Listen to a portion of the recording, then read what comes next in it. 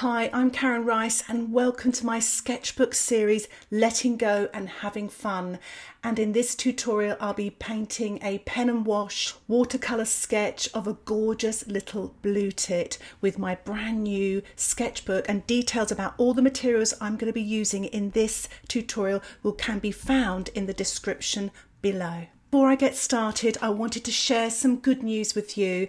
I'm in the latest edition of the Leisure Painter, November 2020 edition, and there I am, my painting that I've got on YouTube. The tutorial is on the front page. I'm absolutely delighted.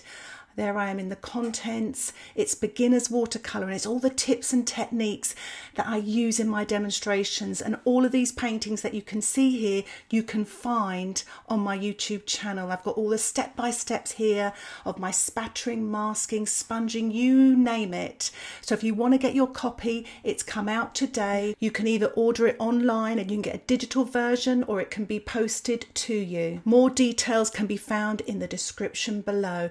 Here is my gorgeous reference photograph, and the link for this can be found in the description below. Just click show more or the little down arrow just below the video. So shall we get started? I have actually already drawn the little blue tit in with my HB pencil on this paper. It's 7 by 7 inches and it's 270 grams. I'm using my Casa little sketching watercolour box as well, and it has 24 quarter pans, lots of colour choices. I'm using my black velvet brushes, size 6, and painting some yellows and some orange colours, wet into wet, on the chest of the blue tit, and some cobalt blue, wet on dry, on the top of his head. And I'm just going to work around the painting. It's not necessarily a tutorial, it's more just to get you inspired, and I'll share some of my little tips and techniques as I go along. But I really hope you want to get your sketchbooks out and get painting.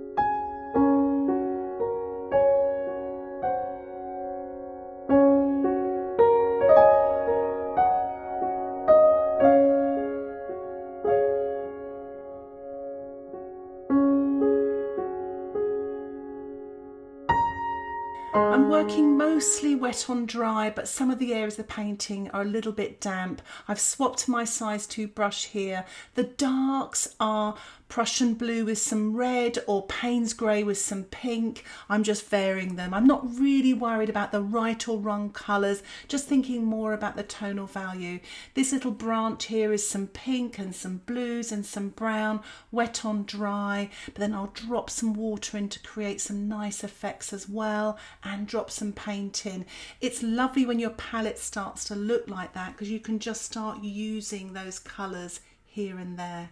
I'm painting the leaves now, and I'm using yellow ochre and some light greens, and just painting this wet on dry, but dropping in colours wet into wet as well. The blossom colours I'm going to use are permanent rose, a touch of red, a touch of alizarin crimson. It's nice when you've got a little paint box like this, because you can just sort of experiment with these different colours, and that's what a sketchbook's all about, being loose and just doing it for yourself. It's a little bit of art therapy.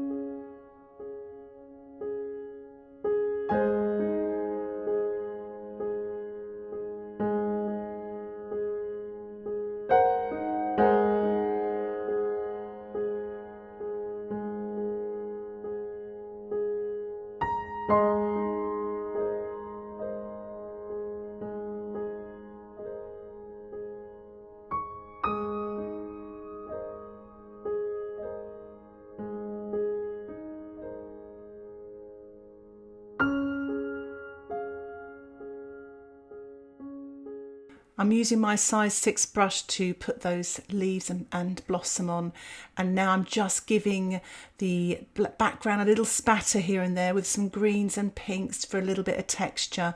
I'm just building up some tonal values now. I've blow dried my little bird, and I'm just putting in a little bit of detail on his beak, on his feathers, just building up a little bit of tonal value. But because I'm going to put a little bit of pen on top of this, I don't want to do too much tone, because otherwise it's going to become more like a, you know, watercolor painting, and I want it to be like a little sketch for my sketchbook. So keep your washes nice and fresh and light almost in a way, except really where I'm forced to put quite a dark color on the dark markings on his feathers.